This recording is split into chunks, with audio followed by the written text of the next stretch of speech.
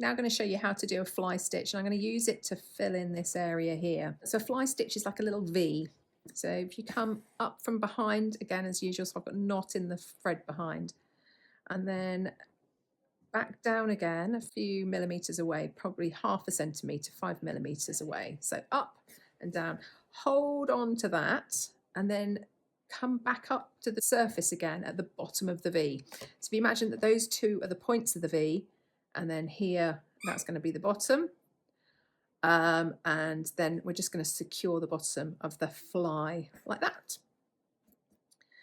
and that's how it looks. So again, we're going to come up and make these the 2 points of the letter V, or the fly, and then come up at the bottom of it. And this you can use just to fill in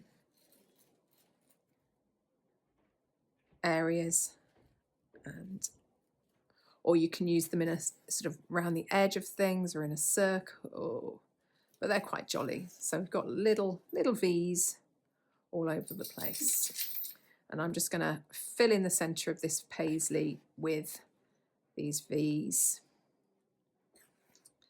And that is fly stitch. So really simple. You bring your needle up and then go down at the top of each part of the V, and then you want to come up again at where the base of the V is. That's just catching there. So then we pull tight, and then we secure it by returning to the back at the base of the V. So that's how it goes. So I'm going to carry on with my fly stitch, filling in the area, and I will see you on the next stitch lesson.